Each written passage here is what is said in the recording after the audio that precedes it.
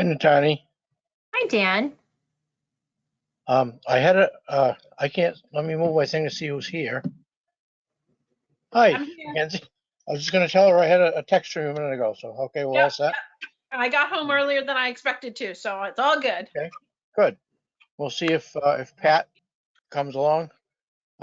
She texted before today that she did have all the information she needed, so Okay. that's okay. Oh, did or did not? She Can you did. hear me? Okay. Can you hear me? Hi, Pat, I hear you. Hi, I'm trying to get my audio on and my camera. Are you familiar with this? Oh, there you are. There we go. Yes, I am. Yes. Hi, Hi. everyone. Hi. Welcome. Thank you. Thank you. Oh, my goodness, it's 4 o'clock and we can convene on time, which it doesn't happen every time. That's great. Becky will be joining us as well. Okay, okay. We have a couple of housekeeping things until Becky gets here. Anyways, I was able to print out the things you sent, Attorney, and have questions as we go along. Mackenzie, did you see the draft of the minutes from our last meeting? I saw that they came through. I've been out all day, so I haven't had a chance to read them yet. Okay, well, we can postpone those. And for the meeting before, Pat, I had taken the minutes and I had 2 sheets of paper and one of them I lost. So I still need to get with Brian to find out how do we go back for the recording of the thing, which all these things are recorded. Natani, do you have that notice there that she could read? Yeah. Before, as we get started? Yep, I'll put that up now. Thank you. Sure.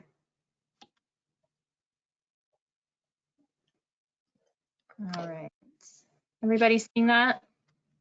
Yep. Yes. Okay.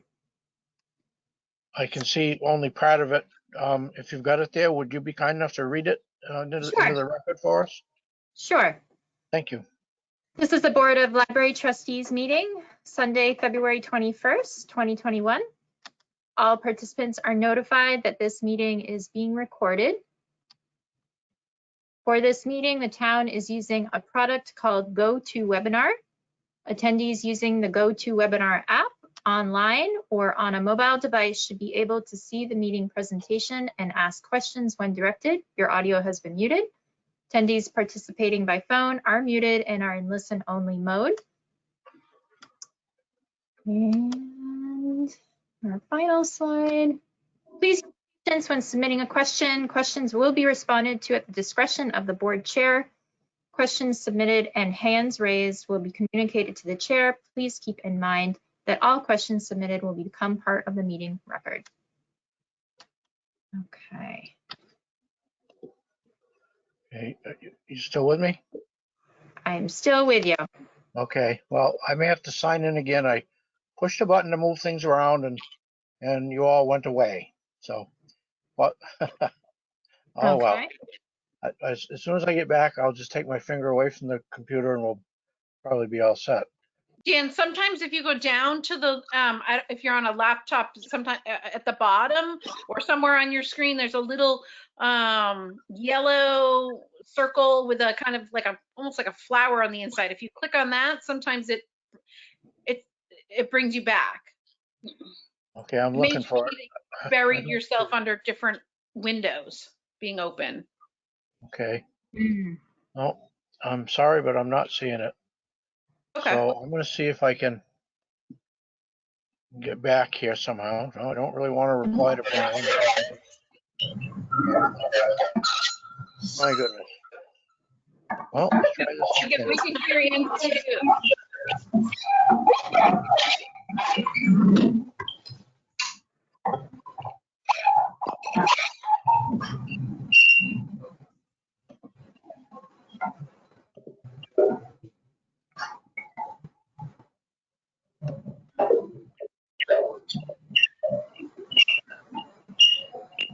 Hey, Tony, while Dan's working on that, will you pull up the agenda just so we can have that on our screen? Certainly. And then also Dan, did you want to table the minutes? Why don't we, if you would move to table the minutes, please? Okay. All right. Hi, Becky. Hi. Dan's having some technical difficulties he's trying to work out, and Natani's going to pull up the agenda. Okay.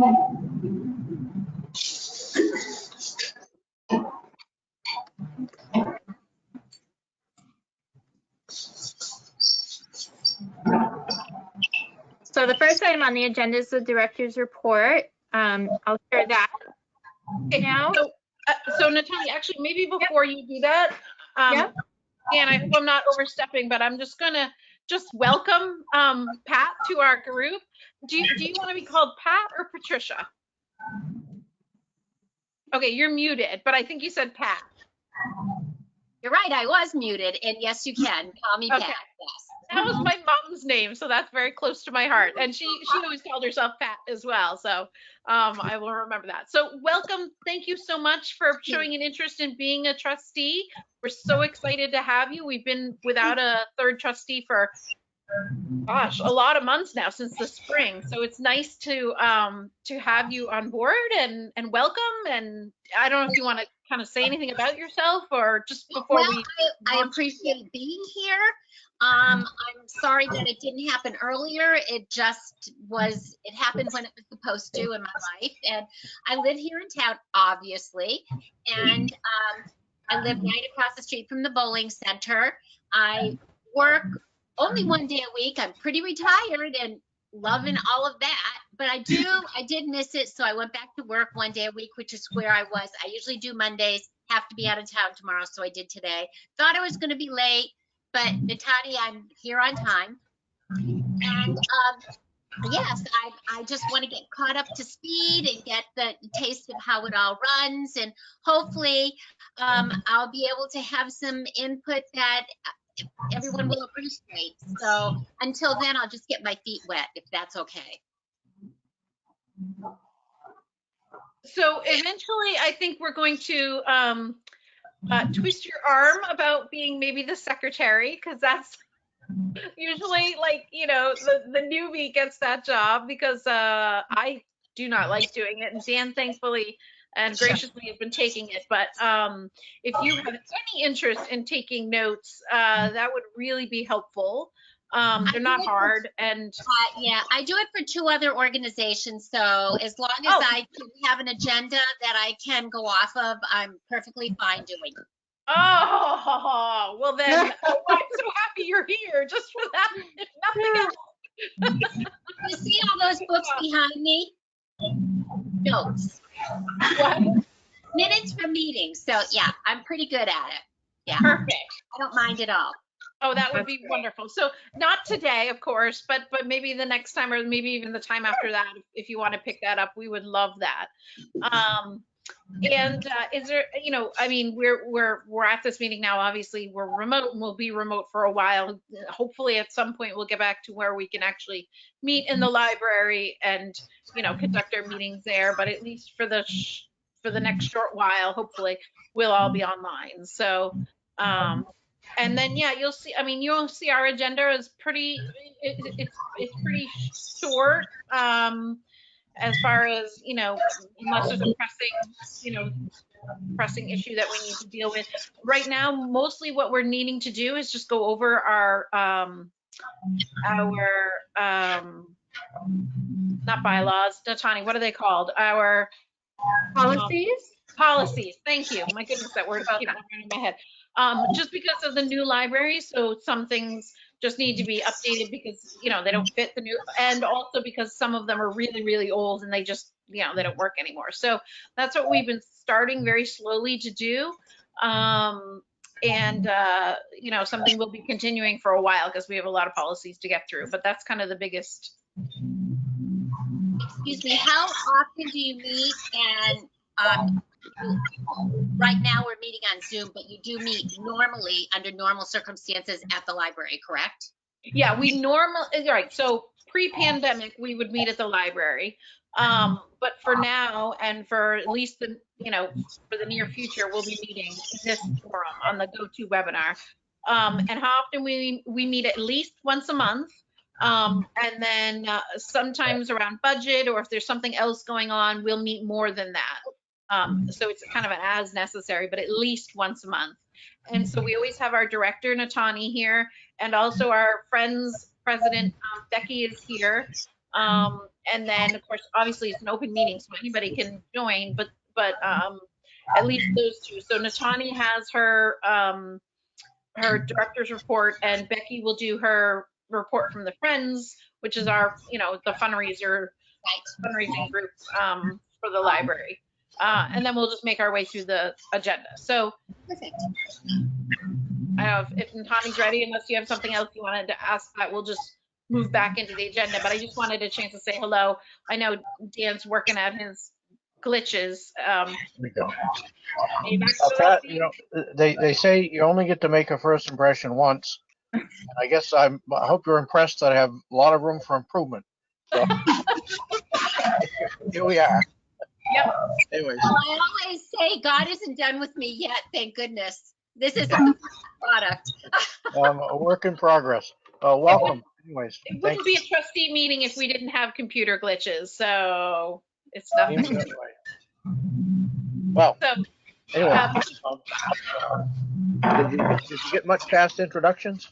no, I was just about to say, that's what we were just doing. Pat told us a little bit about herself. I just laid out a general, who Becky was and Natani, and that we're going over our policies is our biggest kind of thing, other than our budget right now. The policy review is our next, or an ongoing thing that we've been working on. Yeah, it is a work in progress, and trying to get policies for sort of for the long term, but also with all the current things we have going on. It's a constant changing thing. So that's okay. I think on your agenda we've tabled the minutes, if that's okay, and then we have the director's report. Sure, let me just bring that up.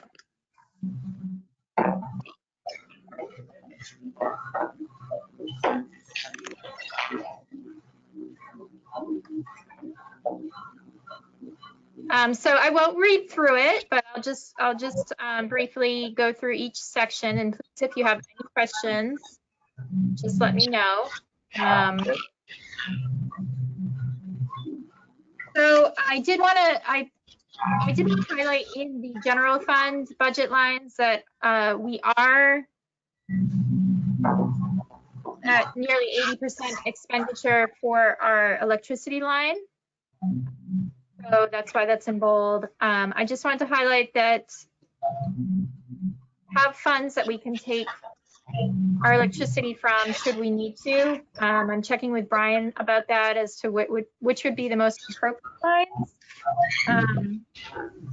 But I would suspect that, something like our dog fund closeout, or if to our state aid could be used for that. I would hope it wouldn't be terribly over. I'm not sure where how much the solar will reduce that yet, or, for the next few billing cycles before the end of the fiscal year. But I just wanted to highlight that. Okay. Go ahead. I was just gonna say, would it be possible for everybody to mute? I don't know who is it, but there's some terrible background noise, and it's making it hard for me to hear Natani. So I was just wondering if people could mute, and obviously unless they needed to say something. That's great, Mackenzie. Yeah, I was catching that as well. That's better.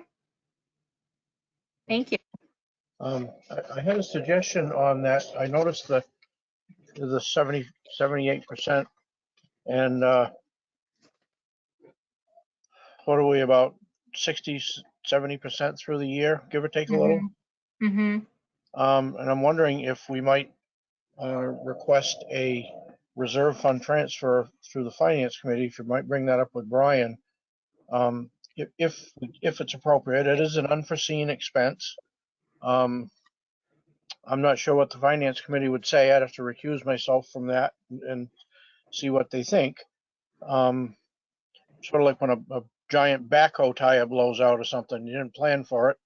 And everybody understands we're in this transition year with the solar. We don't really know where this electricity is going to go, other than hope it goes down.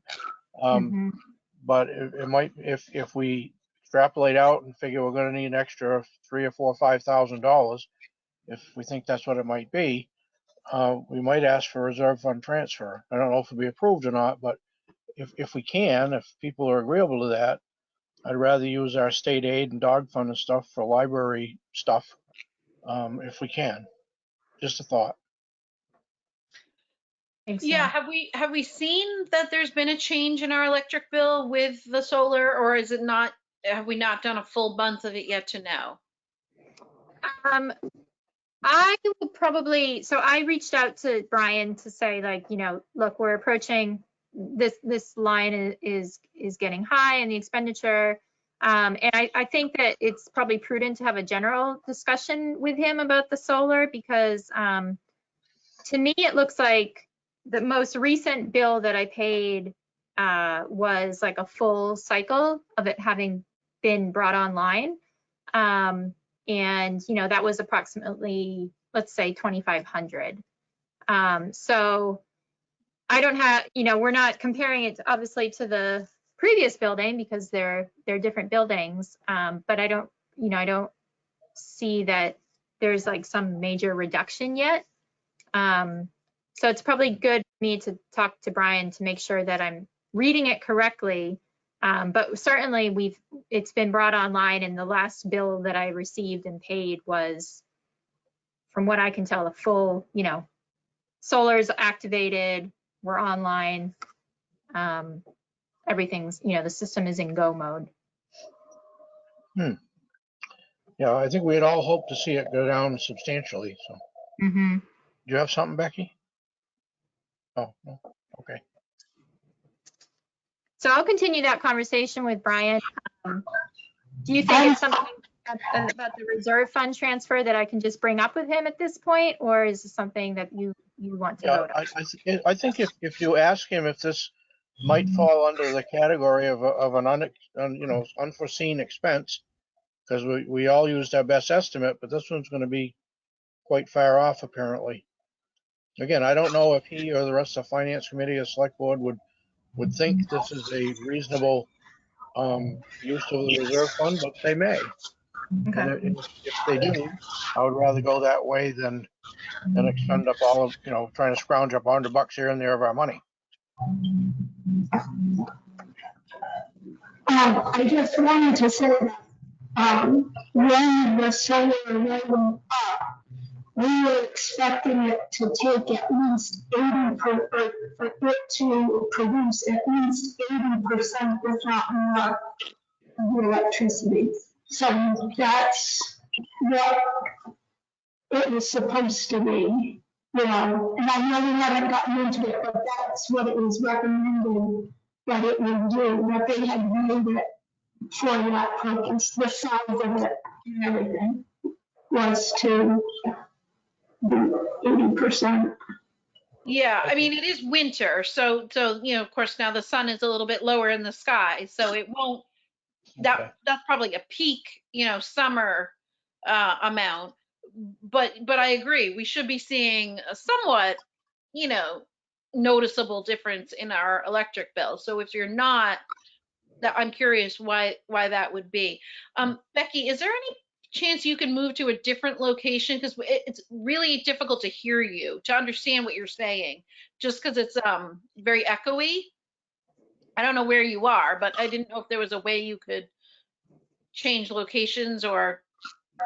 Yes, I can. I'm in the movie space because we had virtual craft day, so I found another spot. Okay. Yeah, Becky, I'm wondering if the kitchen might be a better space, just because it's smaller and more contained. Okay. Okay. Okay. Continue on. Yeah, moving on. Okay. I highlighted a few of the, under our budget, just some things that we were applying for and that we've been awarded. So we were awarded a $400 Irving Cultural Council grant to have a program for young children. Hopefully in the spring. This is something that I worked on with Gillian Budine of the Community Network for Children. We are in the process of applying for an LSTA grant through the MBLC, which would be a $10,000 one-year grant starting in October. I did want to run this by you just because it does involve installing raised garden beds just out the back patio. We feel like this project is in line with our mission. It's in line with the fact of our great location near the elementary school and the senior center.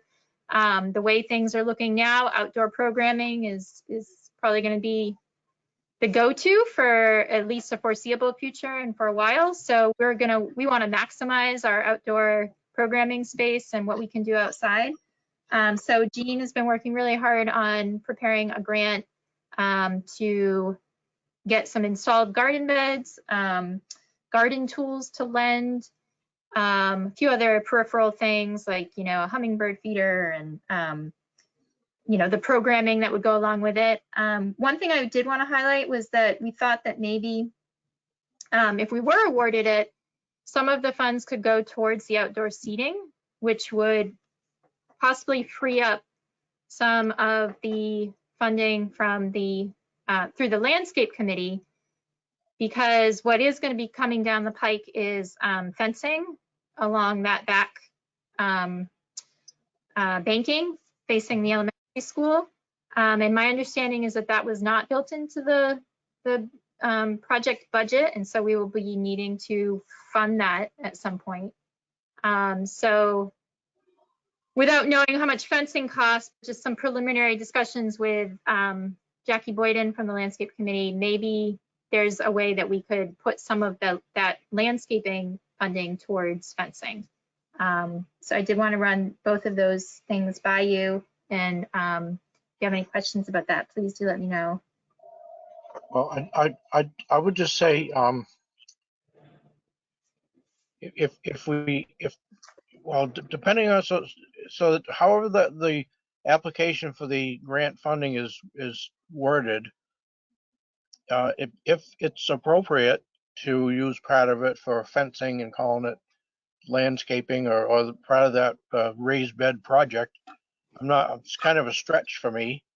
And if it was an oversight to realize we're gonna need fencing so people don't go flying off the ravine back there or whatever, make it safe for kids, then I don't know that it should all come out of the quote unquote library budget, or at least the existing budget, and that'd be another unforeseen expense. But we'll let it play out, work with Jackie and Brian, see what's legal and appropriate, and if there's some funding from that, that's fine.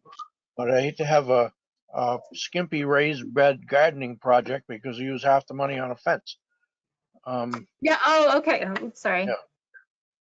Yeah. So I don't think I explained it correctly then. So the LSTA grant, which is for basically gardening outdoors out at the library, in that application, we would name outdoor seating as one of the things that the grant would pay for, which would mean that the landscape budget would not have to spend the money on the seating.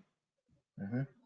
And then instead that money could be allocated towards the fencing, which is obviously well within a landscape committee's purview. Okay, thank you. Yeah, so just a little switch around there. Yeah. Okay, oh, good. Thank you. Yep. And we received our first award of state aid for FY 21, and the amount was $1,538. If you recall from previous years, they send you one payment. It was a bit later than usual. Usually it's sent in the fall, but we just received notification. And then the second payment is usually around April, it would be roughly the same amount. I did want to highlight that the annual town meeting warrant request articles are due the 24th of February. Now, I'm not aware that we discussed any or that there were any, up for possible discussion. But if I'm incorrect in that, please, please let me know. But I don't have anything on a list for a special article. I'm not aware of anything, and that because that February 24th deadline's coming up pretty soon. So, I mean, it's kind of a soft deadline, I think. If we came up with Okay. something afterwards, there's plenty of time between now and when they have to post it, I think in April. But I just want to skip down a couple of lines to where the 32-inch by 48-inch bulletin board and ask if you might have a discussion with Brian. I happened to be in the town hall. Brian and Dick Newton were both there.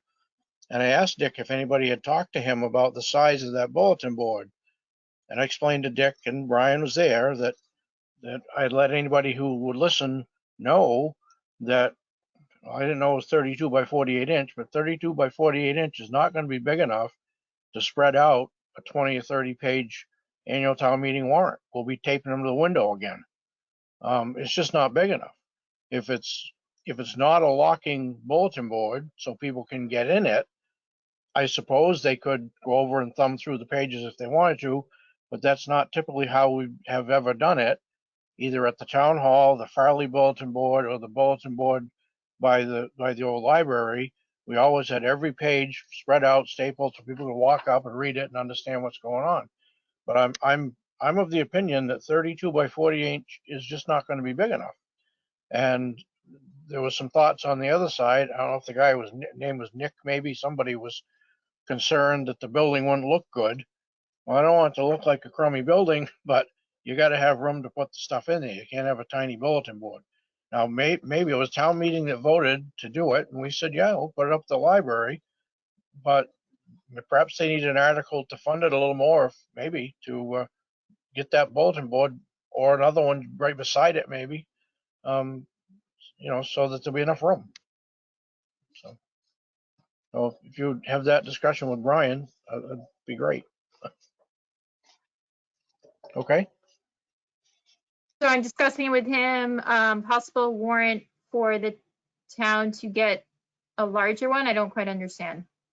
Yeah, well, either a large one or maybe a matching pair, like they've got 32 by 48. If they had a pair of them, whether they're side by side or on top of each other, so that there's enough adequate space there. I mean, we made it well known that a tiny little bulletin board was not going to be enough.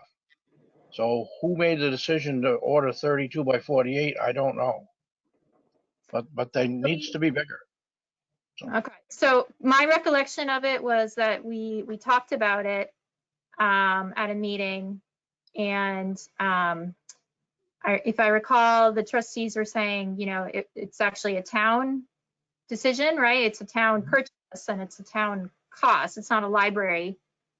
This isn't something that we're purchasing. Right. And if, you had raised concerns about the size of it being adequate. So that was forwarded back to Brian. Okay. And, I will definitely take it up with him, but my understanding is that the town administration made the decision about the size of the board.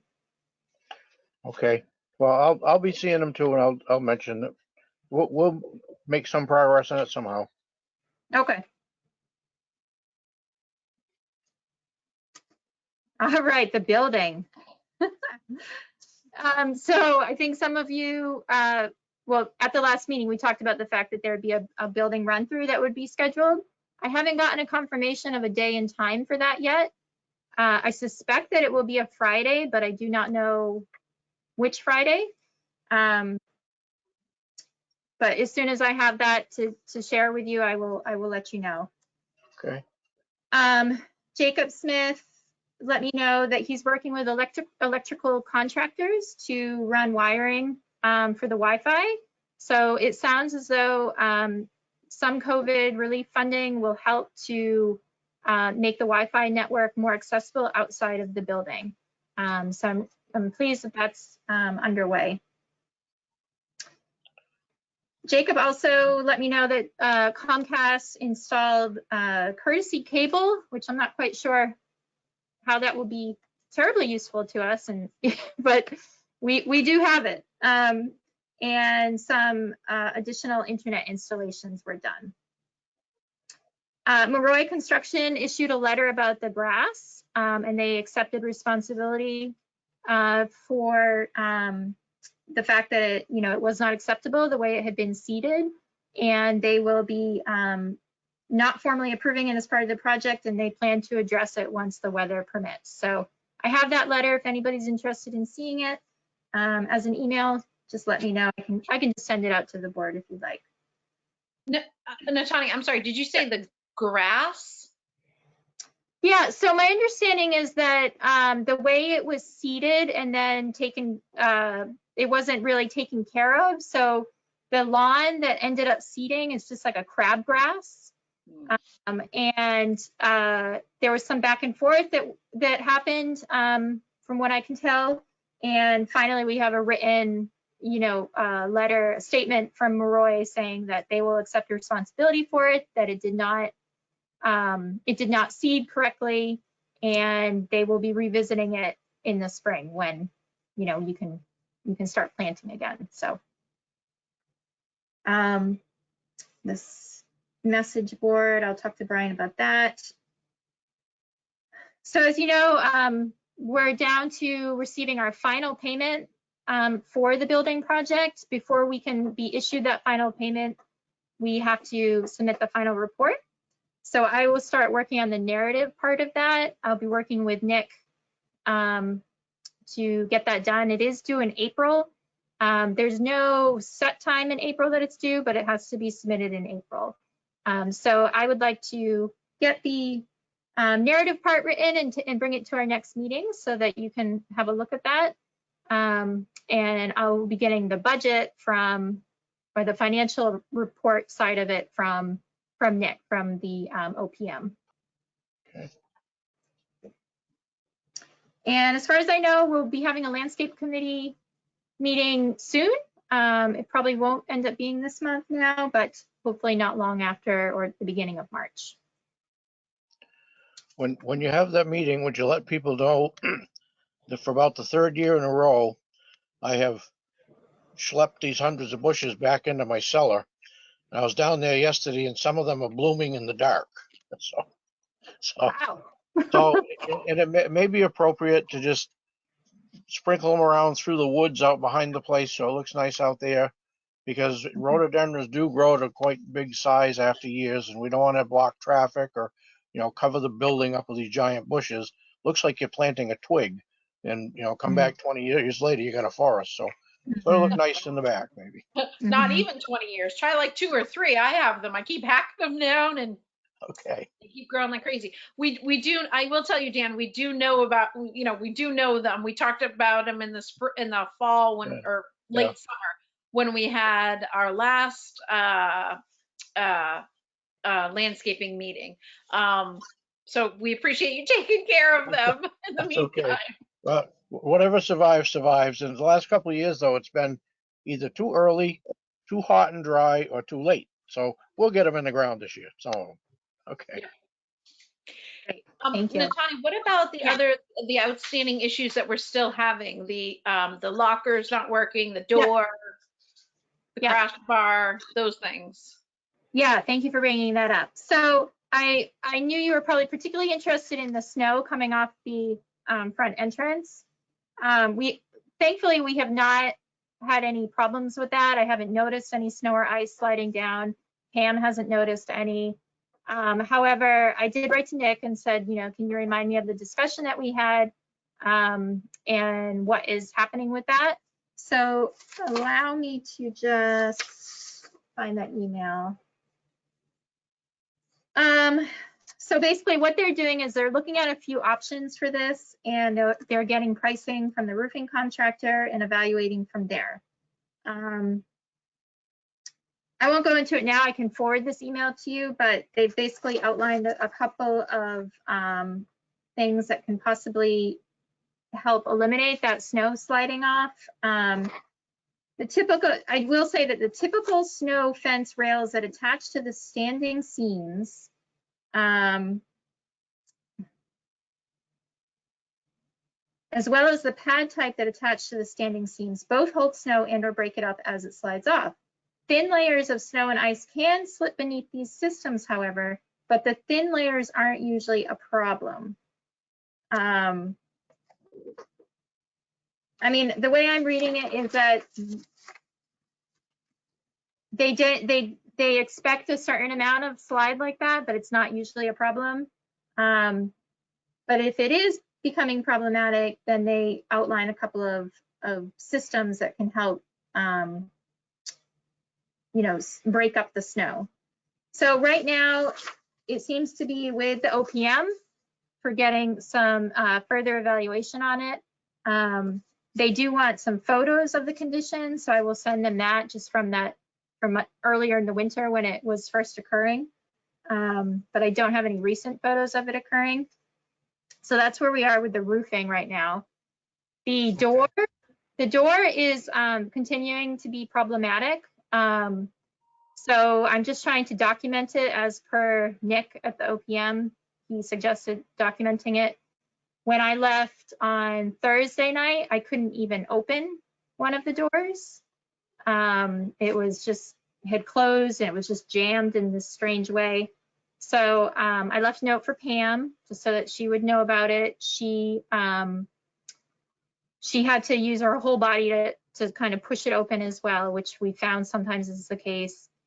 So Pam has been great because Pam knows how these things are fixed or how they, you know, how they kind of, what they might need adjusting in the first place. So she's planning to attend that meeting with Glenn, the walkthrough, and they will provide backup to me as someone who's in the building fighting that the door is just not a great door. Because I feel like they keep saying, well, it's a new door and it's going to take some time to loosen up or something. But we're not convinced that it's just that. So I have, you know, Pam saying this, I have Glenn saying this. So hopefully we'll see, you know, we'll bring it up again at the walkthrough. And I would suggest, and I don't know if the other trustees can agree or disagree, I would just suggest to get it on the table, we want an entirely new door assembly, period. We're done screwing around with this thing to half work. Somebody's going to get hurt, shoving on the door, you know, breaking the glass, whatever it is. We just can't have that. We need a door that works, and we don't need it next year. We don't need it after some warranty runs out. We don't need any more excuses. And I'll mention this stuff to Brian when I happen to see him too, that, you know, we may or may not be in a place to demand much of anything. And it's the, you know, the building committee and stuff, but as strongly as we can, we don't want to keep scrambling around with this. We want to fix it. I do want to go back to one thing when you're discussing it about the snow for Pat's benefit. We're concerned about snow perhaps sliding off the roof and crashing onto somebody trying to go in the front door. It's not very technical. They may or may not like it from an architectural point of view, but there, in addition to a fence or these other little protruding things that break up the snow, it's very simple, like an inverted V shape of a couple of pieces of metal above the door that deflects anything that slides off away from the door. So if you happen to remember to mention that to them, we're not so, I don't have a crummy looking building, but I'm more concerned that ice doesn't crash down and kill somebody than the roof looks nice. So, okay. Yep. In the lockers, sure. Yeah, thank you. And the lockers you mentioned as well, Mackenzie. So we are still having some problems with some of the other lockers. So they came out in the fall and they replaced keypads on they replaced keypads on 2 of the lockers. Now we are having problems with some of the other lockers. And the contractor from Tiffin Metal has been in contact with me, and Nick is aware of the issue as well. They have not really said that the whole unit is defective. My understanding is that they're going to come out and replace the ones that are defective now. But Nick has already planned that at this point that probably will be a complete replacement of all of the keypads on each of the lockers. So the lockers they're not perfect right now either.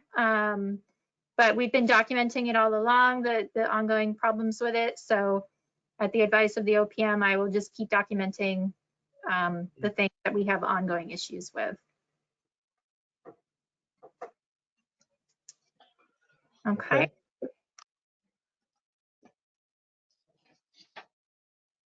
Did I hit all of the ones that you asked about, Mackenzie? I think I did. The last thing was just the handicap sensor to open the doors. Where are we at with that? I have not heard any progress on that from Brian or Nick or anybody else. Okay, so can we please check in back on that? Mhm. Is that an ADA regulation? I'm assuming that's why we have it, right? It would be an ADA compliance issue, although they haven't really, when we discuss it, it's not like it's been brought up as a you're in violation of it. But I would imagine that, you know, if you have it, then it needs to be working. We don't even technically have it yet because there's no button there, there's no nothing there. But that is, I mean, that one, I know there was a question of who has to pay, who was going to pay for the installation of it. Apparently the parts that are involved in installing it are here somewhere in the building. The OPM knows about them. But again, it's something that he knows about. And I have not been advised of any updates on that. I would definitely like to have some updates about that. That again seems like a pretty basic thing that they've known about, you know, right from the start. And I'm wondering if the door issue is going to play into that functioning properly. Right. And Pat, you're new to many of these things, and that's okay. The trustees have a great deal of autonomy. On the other hand, with things like the safety issues in the building and the virus, all the regulations that comes from the state and the governor, we have, I guess, acquiesced is a word. We've just gone along with select boards, administrators, everybody saying you got to do this, you can't do that. You know, when in reality, could say, well, here's what we're going to do. So we're trying to get along with everybody for a year or two. It's been a while. And so that's why the frustration in my voice is not just a new thing. We've been calm and easygoing and accommodating all along. But I'll express to them as chair, and Tony, when you talk to them, please pass on the frustration of the board. And I'll Pat, you just got here, so you're probably not too frustrated yet, but I'm sure Mackenzie is, that these things that ought to have been known, ought to have been dealt with long ago, are still lingering on. And I'm just waiting until we turn the corner and people say, no, warranty's all done, you're on your own, good luck. I want to get this stuff fixed. Handicap access is not a suggestion, it's a requirement. It's got to be done. And having snow not kill somebody flying off the roof is not just a suggestion. They got to do it. And even the bulletin board, you got to have, we said, yeah, we'll have a bulletin board. That's great. But you got to be big enough to do what you need to do. So thank you for listening. And you Not a problem. I do want to say the squeaky wheel gets the grease. Yeah, and it's time for us to start squeaking. I don't mind stamping my feet if and when you instruct me to do so. I will be more than happy to be your little bulldog. Okay, thank you, Pat. Okay, sorry to take up so much time. We're moving along here. We're going to be a little bit longer than usual, but we're getting there. Okay. And Tony, you still have the on our screen is just the budget. So okay, sorry, I will scroll down for you.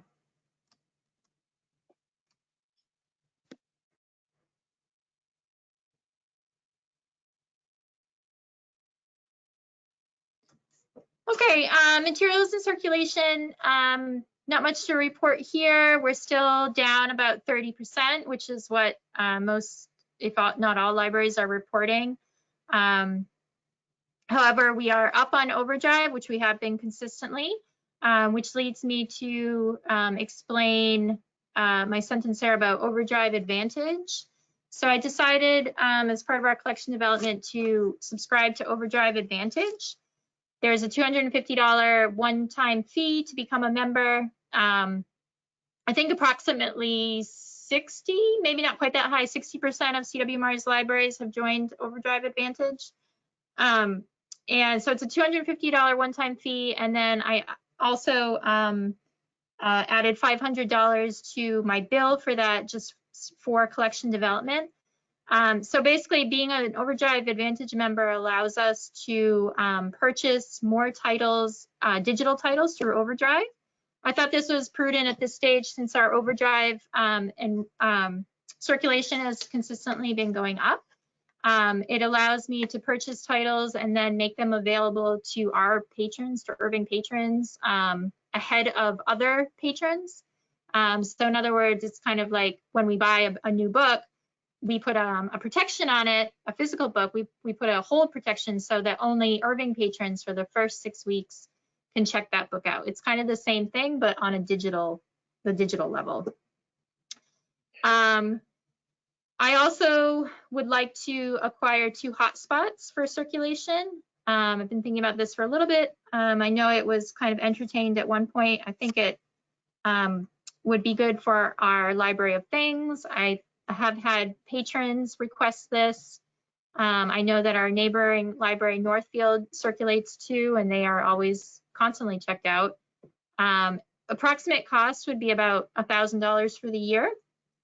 And it is something that I would start with 2, and I think 2 would probably fill our needs pretty well, but we could add more if it seemed like there was enough demand. Can you explain to me just a little bit how that works? Just Yeah, sure. Yeah, sure. So a hotspot is a device that basically people have internet. So they can take it with them when they're traveling. They can use it in their house to help boost their own internet connection. If they don't have internet at all at home, they can use it to be able to access the internet. Speaking to other libraries that have it, it tends to be used mostly for people who are working at home, but they need a little extra wireless because there might be 3 people in the household trying to get online at once. At a previous library I worked at pre-pandemic, it was circulated a lot because people would go on vacation, let's say, and they could save themselves the cost of paying for internet at the hotel by bringing a Wi-Fi hotspot with them. Okay. Yeah. And thank you for explaining the Overdrive too. When the bills came through, and I looked at them, approved them, I just had a question of what was that, so that explained it. It's good. Thank you. Good. Sure. Okay, let me scroll down a little bit so that we're moving to programming. Okay. So obviously we're still doing virtual programming, but we have quite a few take and make kits that we've been giving away.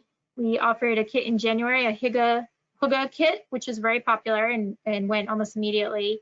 And the Friends supply us with take and make kits and craft day kits, which are also popular. Today's gnome kit was very popular, and Becky did a great job explaining that craft to patrons.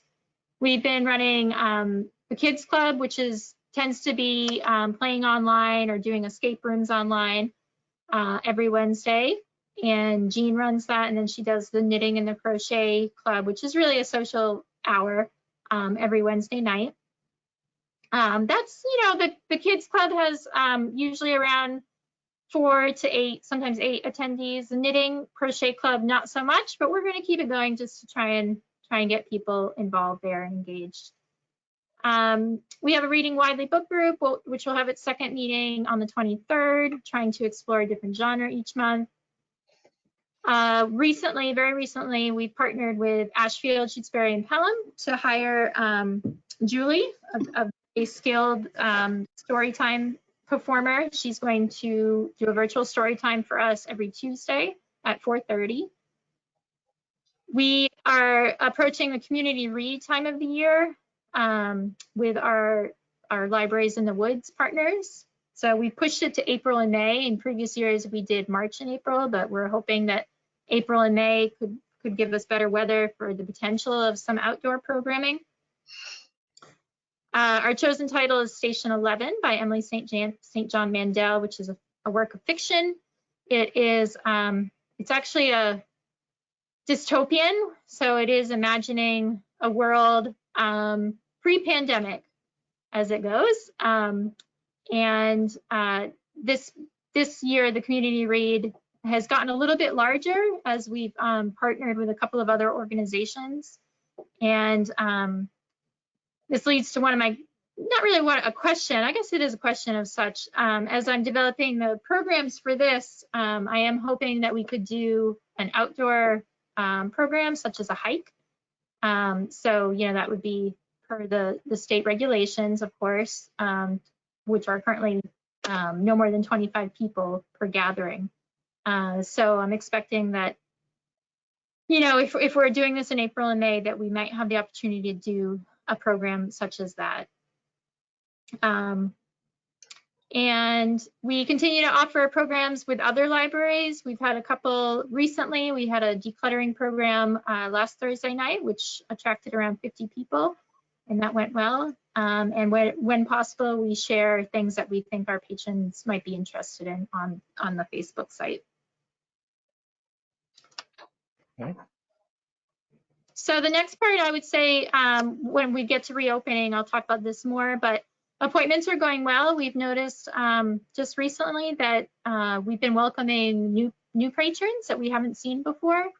We've had a few people coming from Wendell and Bernardston because they like the opportunity to just be able to come in at an appointment time slot and browse the collection. So we're happy that we can do that. Most of our appointment time slots are getting filled. Today is kind of a quiet day, but we have had a few appointments today. Again, most of our service is still done by curbside. That seems to be the preferred method, followed by our lockers, but I do feel like the appointments are picking up a little bit.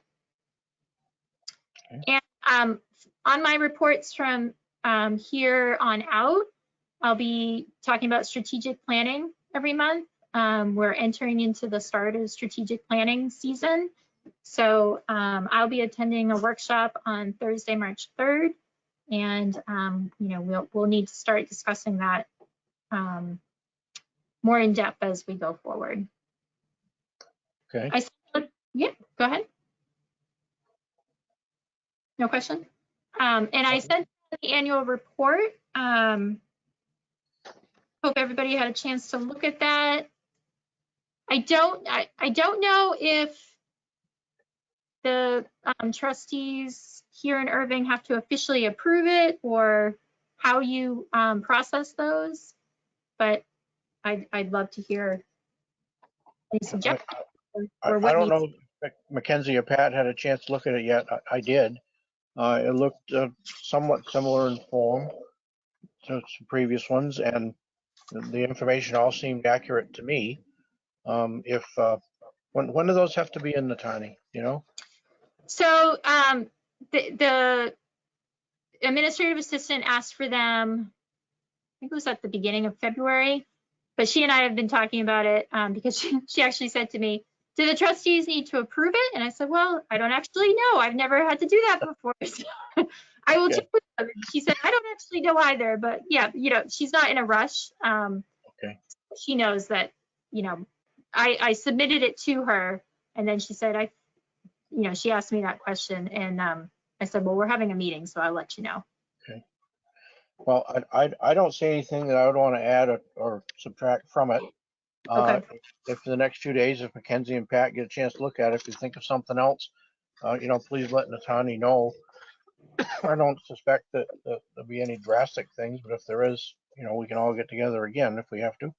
But I don't know, Mackenzie, if the trustees actually approved it previously or not. Yeah, we usually did approve it, and I'm comfortable approving it. You know, preliminarily approving it, and then if something glaringly, you know, wrong is seen, then we can adjust it. But I'm okay with approving it right now. And I think it's a reasonable precedent to set. And it just, I mean, we're not always all going to be here. There'll be some other people here. And sometimes people just elect somebody that's, well, they're angry about an issue. whatever it might be. So boy, I'm gonna go fix whatever it is that's on their mind. And having a precedent where the trustees are involved in the annual report is fine. And the director puts it together, I'm fine with that. I think it works cooperatively quite well. So, okay. I do want to say, Dan, oh, I better raise my hand. Oh, go ahead. Can you raise our hand here? I don't know. Everybody's Okay. different. Like, I don't know. Just talk. I see a little hand that I'm supposed to, I mean, so anyway, I did read the report. Like I said, Natani, I am new here, and although it was great reading and it seemed like it's really an active report, it's Greek to me in the sense that I don't know what came before it, and I don't know what's expected of it yet. But I do want you all to know that I did read it. I don't think I have anything to add, only because I don't really know enough to add anything yet. Oh. But when I get my feet wet, I certainly will hopefully have more input, but it looks good to me. Okay. Well, and I appreciate you saying that very much. I'll say to you what I say to a variety of people have come and gone over the years on the zoning board, or the planning board, or whatever other board I've been on. And they set out with, well, I really don't know much about this. And I'd reply, I'm not aware of anyone who was born knowing how to do this stuff. You just learn as you go. And that works for me. That's fine. Okay. Thank So you. I'll go ahead and make the motion to approve the FY 2020 annual report. Okay. Is there a second? Second. Okay. All right. Any other discussion? All those in favor? Aye. Aye. Great. Thank you. Okay, I think that was my report. Sorry it took so long. There's a bit on it today.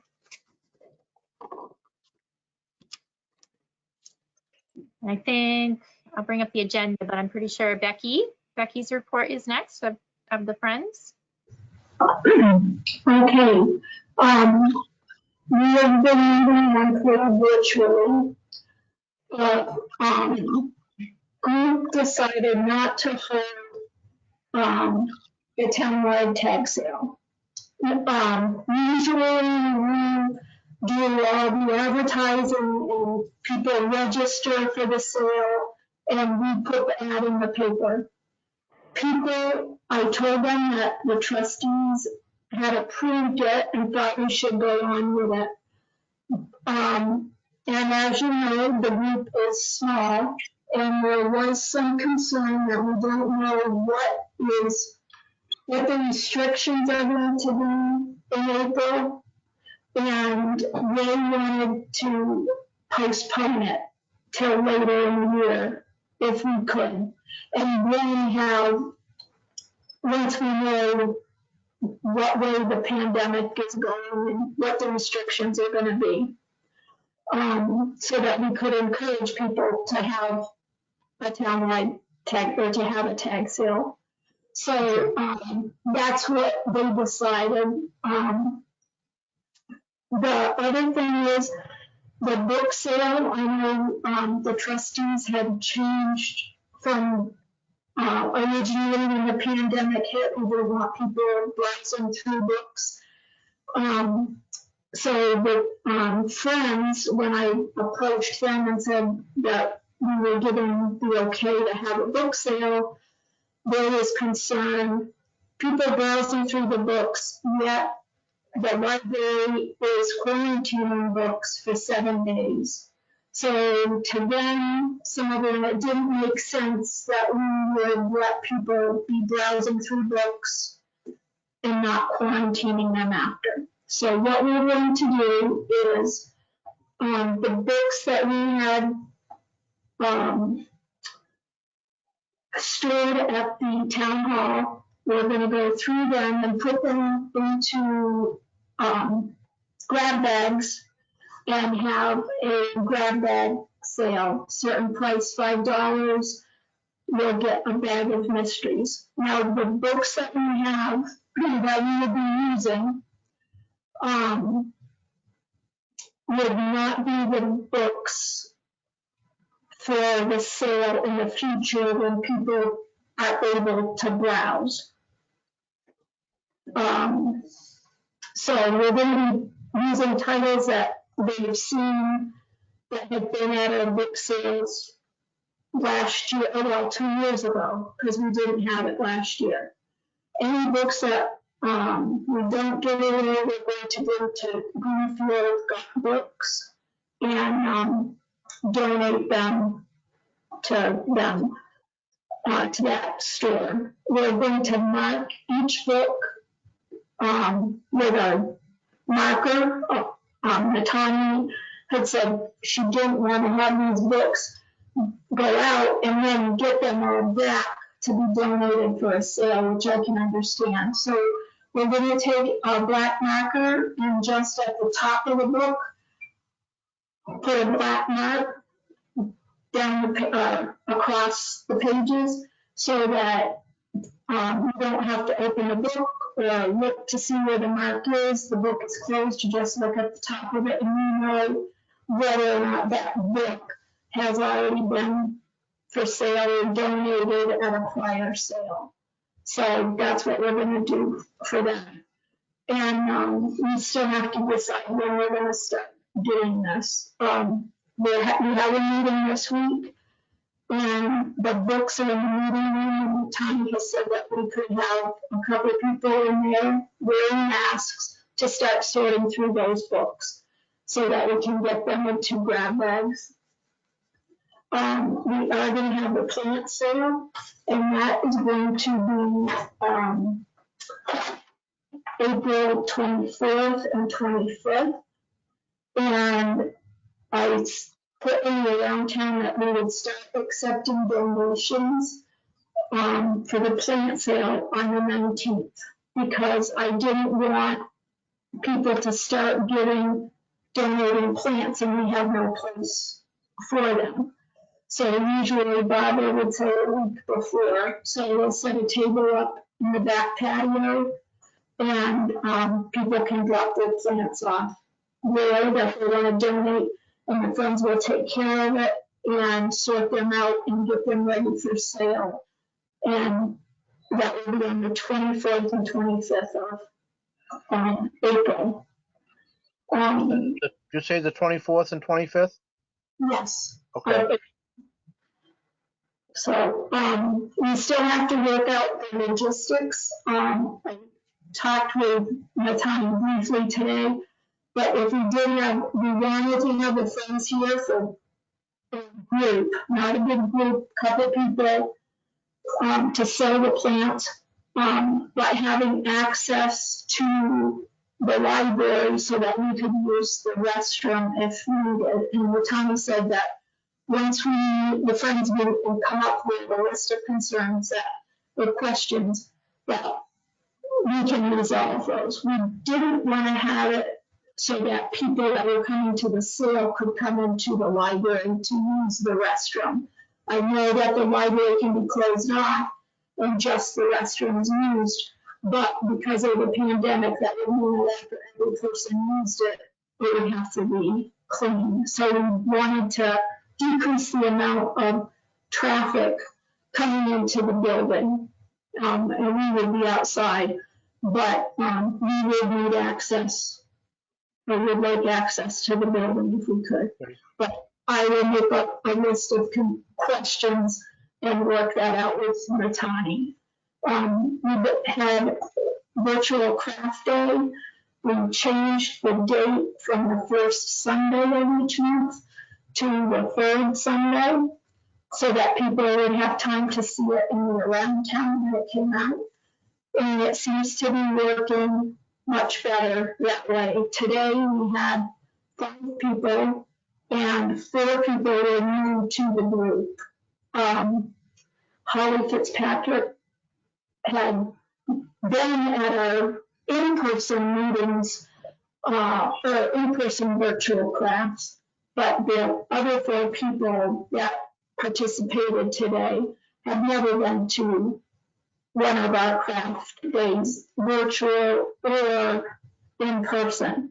So I felt very good about that because I felt we are reaching out to the community again, and people are reading around town and seeing that the library is still offering these programs. I explained to them that they're using for the virtual crafts, it's not a taking rate, because the friends wanted to encourage some socialization, and so people can kind of come together.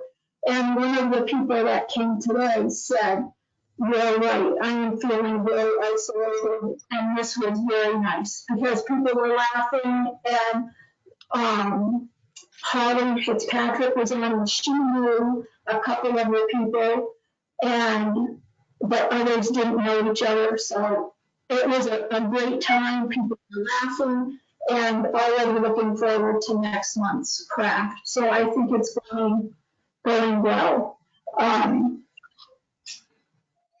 Also with the plant sale, we may have, I pulled a raffle, but it would just be one item, either one raffle basket or a nice plant. And we would encourage people to, we're thinking about if they purchase so much, they get a free raffle ticket, but raffle tickets will be available to purchase as well. But if you spend X amount of dollars, your name will be entered into the raffle, so that we can try to do a little bit of fundraising as well, which we haven't been able to do.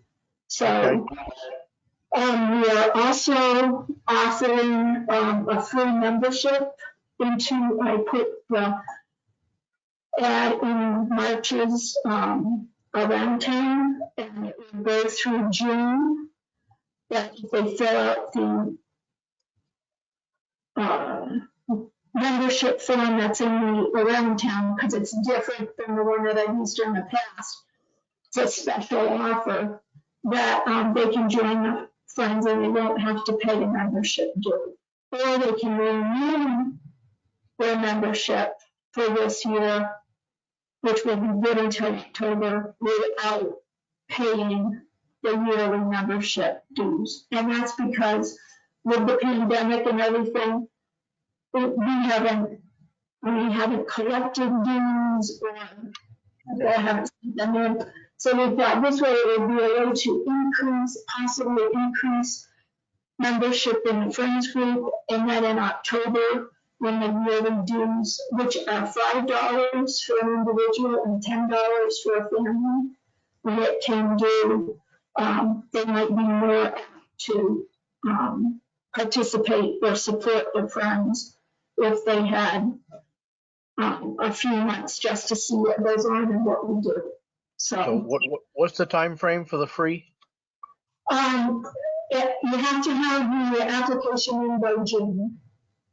I'm sorry, You have to have the application or the registration form in by June. by June? Yeah. So it's March, April, May. If you join in those months, it's free. So I thought if I did longer, then it would not seem like a deal. If I said, oh, register anytime, so that's why I put the time limit on it. And what they get to do it, right now, the pre-overdue pass on one urban item isn't reward right now because of the pandemic. But use of the pass to Magic Rings is, because if you're a member of your friends, you get to use the pass once a year, and that's for 2 adult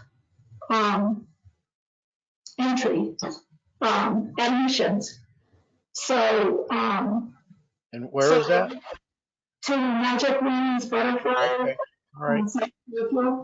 So there is an incentive to joining the friends, and the reason that we put it that families could only use it once a year is because it is expensive, and we wanted to give as many families in Irving the chance to use it. So, Okay, so that's my report. okay. I have a question. I don't have a question on your report. It was fine.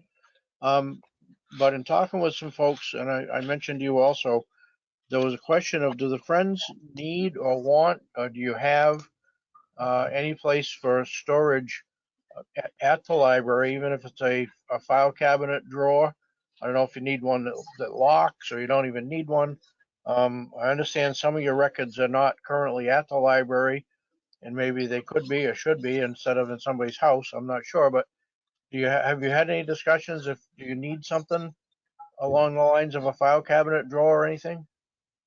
I have talked with Natalia about storage in the past, and she has been open to whatever the Friends need. It's available. It's true, I have the records at my house. We did have them at the old library. And they are in a bag in the supply room. So with the library closing down and things getting moved from the old library up, I have not taken the opportunity to come in and organize the Friends items as would be if we were under a normal situation. But there's no problem. I told Natanya I didn't really need a file box. I need a file cabinet because I have the records in a box and I can put them in the supply area, which is kept locked. Okay, I'm fine. I just wanted to cover the bases because somebody had asked about it, and so looks like everything's fine. Okay, we have, which we really appreciate. So, and we are also putting items into the makerspace. I asked Natanya if we could use that area as well. So anything that's in the makerspace, like the paint that the Friends have purchased, brushes, sander, those will be in the makerspace, and those items will be up for anybody to use. Okay. For library staff. If it's something like material that we will purchase for a specific program, I will put those in the supply closet. So Okay. they're kept separate. But the library staff is welcome to use whatever they need. Okay, I'll make a note here that we heard the Friends report, and that's fine. So thank you. You're Anything welcome. else? Any other questions about that? No? Okay, if not, we've got new business here, reopening policy, and policy stuff is quite a bit of policy, and I'm not sure if we don't want to read word for word everything that's here. We'll be here all night. I read it. I didn't have any problems, but I did have 2 or 3 questions. I couldn't get the part that was in red to print out on my printer. Not your problem at all. Just so I made a few questions. And I guess I'd like to throw my questions out, and then if Mackenzie or Pat, if you have a question, we'll continue on. What's the definition of a pod? Then in here it says you can have 2 pods. I don't know if we're supposed to define them or what. First, I thought it said 2 people. That's not right. Yeah, so thanks for that question, Dan. So basically, just to give a little bit of context, what I'm proposing is that we begin opening our meeting rooms during the times that we are having appointments, which for Pat's benefit, we offer appointments on Thursdays and Sundays. Currently, we accept 2 households at a time for 20-minute time slots, or we offer computer use for longer if necessary. We have not had anybody take us up on that. And we might have had one patron very much at the beginning who did that. So they booked a double appointment to use a computer. But otherwise, people are coming in for 20 minutes or less. Usually it's around 10 minutes, doing a quick browse, getting their items and leaving. So we'd like to, we entertain the idea of it opening the meeting rooms. I think it was back in maybe even September or October. We opened for appointment from October, so maybe it was around November. Then unfortunately, cases spiked. The town hall shut down for a brief period due to exposure. And we tabled that, the plan of opening meeting rooms. So I think we can come back to it now, even though Irving's had some high numbers recently, the numbers are coming back down. So that's why I've added this part in red to the reopening policy. So to get to your question, I kind of actually proposed questions to the board in this initial text that I've drafted. And one of those is what does the board want to define a pod as? So the staff and I have really been talking about, let's think about somebody booking a meeting room. What are they wanting to do? What are they wanting to use the room for?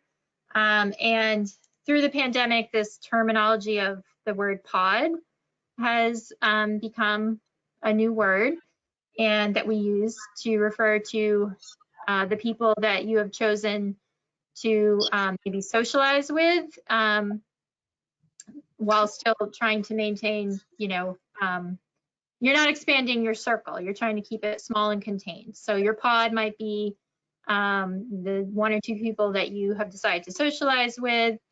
It might just be your family pod. But I think that question is going to arise. So it's about anticipating the questions, right? And I think people who are going to want to use a meeting room, we need to think about how many people do we want to allow to use a meeting room at one time, and who those people can be. So can they be people from your pod? And how does the board want to define that? Some people are going to define that as one way, and others may define it as a different way. So I just ask that the board think about that. Natani, can you scroll up so I can see the red part? Yeah. Well, okay. Okay, so it starts here. So previously, this policy read that our meeting rooms were closed until further notice. So this is some proposed text proposing that people can book a meeting room for the use between the hours of 1 p.m. and 7 p.m. Thursdays and Sundays. I've extended that a little bit from our appointment time. So right now we offer appointments between 2 p.m. and 5:30, with the last appointment finishing at 5:50. But I think with meeting rooms, because we're not having that kind of, we're not having the interaction the way we are if we're helping patrons in the main part of the library, then I think it's okay to extend it from 1 p.m. to 7 p.m. I propose that they don't exceed 2 hours, but again, I'm open to what the board thinks about that. The definition of a pod, room users wearing a face covering, that's self-explanatory. We would ask that people are encouraged to wipe down the tables and the surfaces that they're using. I have spoken, just so you know, I've spoken to Pam about this and in terms of how this would affect her workload. We discussed it. She didn't think it would be a problem. We thought we'd come up with a system where the sign-in sheet, where all staff and visitors to the library are signed in, we could leave a note for her to let her know that, yes, the day before one meeting room was used or no meeting rooms were used, so that she knows that, okay, I have to pay extra attention to that room. Natani, can I ask just a couple things? Yeah. We've got the 2 meeting rooms, the smaller one and the bigger one. Do you recall offhand the capacity of each? Is it like 12 and 50 or something?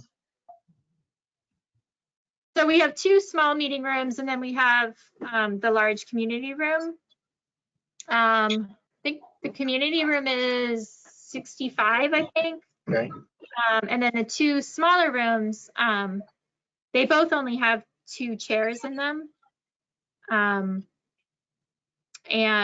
if you're maintaining a 6-foot distance from somebody, then I think definitely like 2 would probably be your maximum.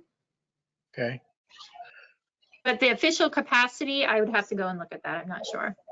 Well, how about if just for general discussion, currently, I mean, it's hard to, I don't know how others define a pod. Is that term is being used around the state or elsewhere. We may not reinvent the wheel and see what other people define it as, but you know, for the small rooms, you got a couple people. I mean, you can't Mhm. be a pod unto yourself, I guess. You know, up to a couple people for the small rooms, and you know, 8 or 10 for the bigger room. It's a very reduced amount. And I see Becky's still here too. I wanted to comment. I think it applies to both the use of these rooms plus the things that the friends are going to do. We want to do things, and if we're going to err, it's going to be on the side of caution, and we want to follow the regulations as they're given to us by the state or wherever they're coming from. On the other hand, I was in Walmart yesterday, and I didn't see anybody running around wiping down the shelves after I've been there.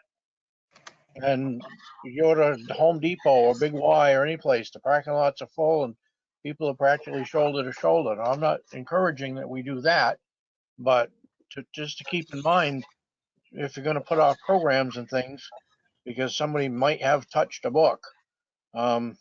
People touch stuff all the time in these big stores, and then you just go around behind them. And they don't have anybody going into the men's room and clean everything down after one guy goes in there. So just a little bit of let's work towards being normal, but you know, safely. Just wanted to get the thought out there. I don't know what you guys think about a couple people for the small rooms and 8 or 10 for the bigger rooms. Call it a pod, but you gotta Yeah. start somewhere. Yeah, I personally don't think that we should get involved in trying to define what a pod is. I think Mhm. that's just, it's too gray, right? We can say, my suggestion would be something like, you know, we encourage, you know, you to only, you know, have people that you've had in your family pod or your whatever.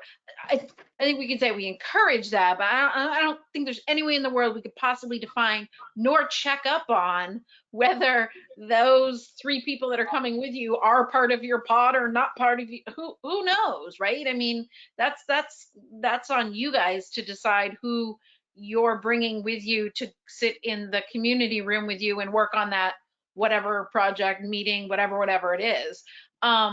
So I just don't even think we should even try and manage that. Okay. I agree with Dan. If there's only 2 chairs or 3 chairs at the most in those small rooms, then that's the capacity of it.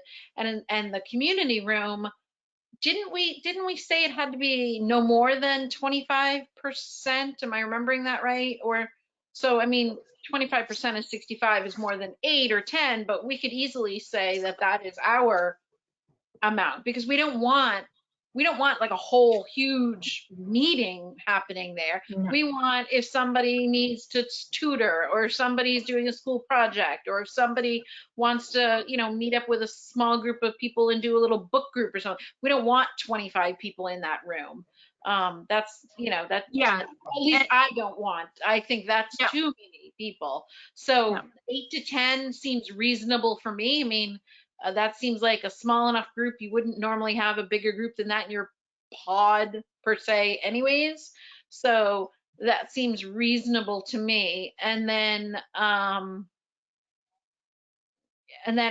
can't, what is, use of kitchenette? Yeah. I don't know that we want to.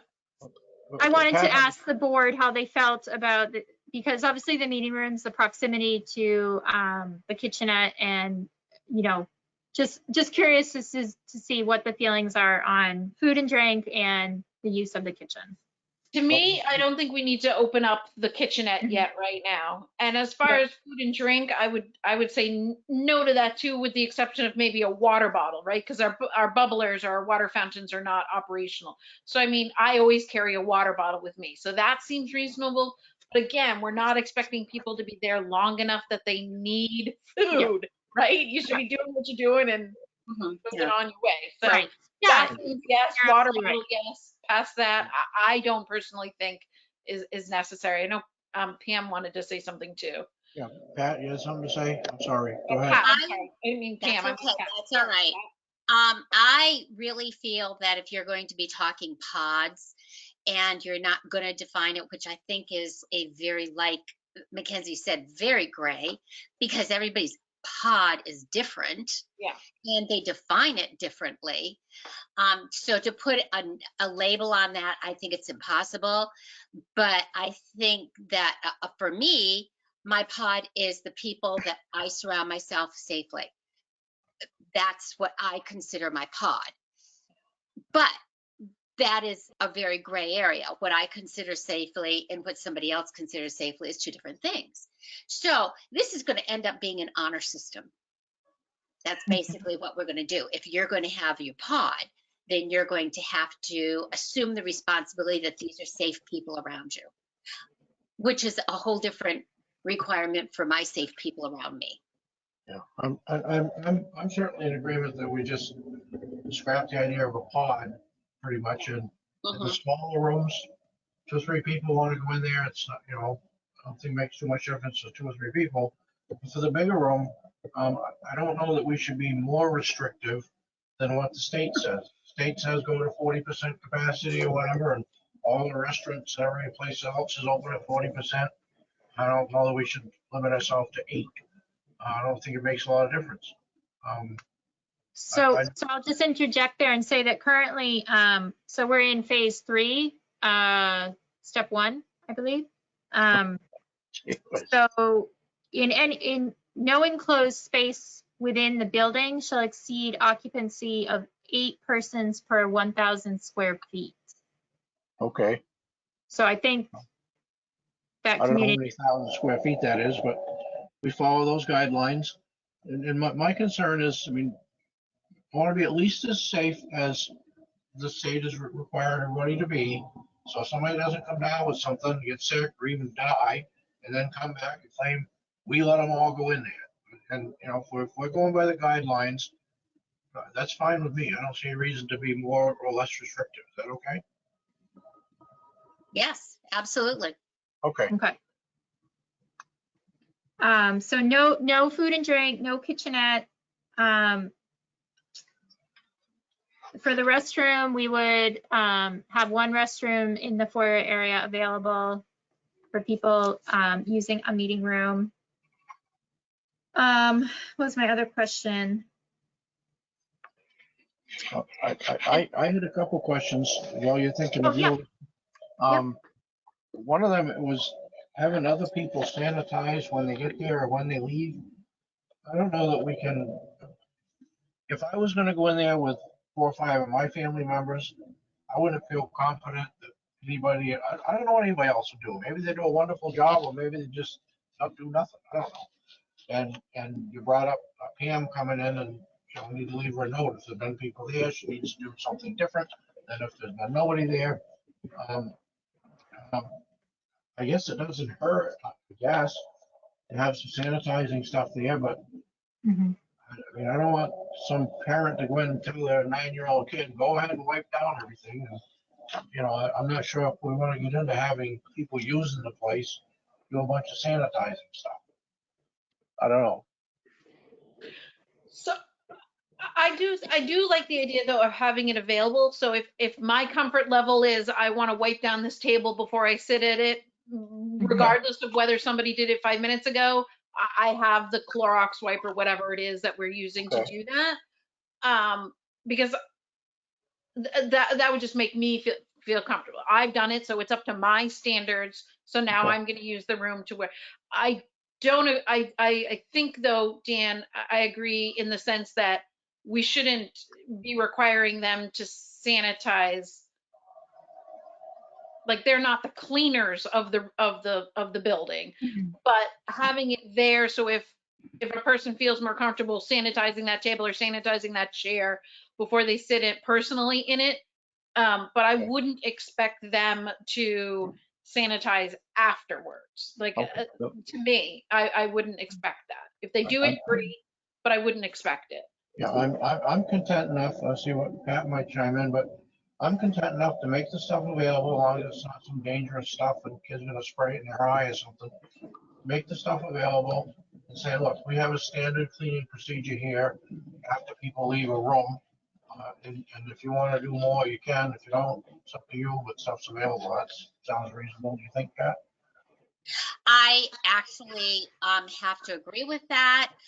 If it's sanitized, that's fine. However, I do it to my own standards as well at work.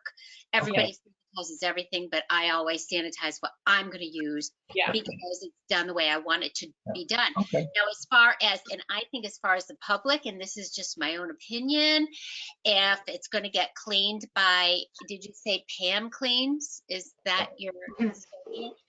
Pam, rather than give her, and I think maybe the public may appreciate this, is have a plaque for either the window or the door that says sanitized, or flip it and say dirty or unsanitized, you know, and that way the public will see it, and Pam will know, okay, that is, I've got to get it done. So let's get it done and flip the plaque.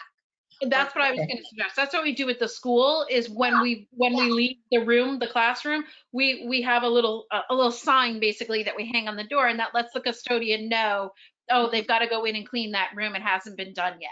And then they just take the sign down when they've cleaned it. So same sort of thing, either a flip sign or a take it down when you're done, whatever.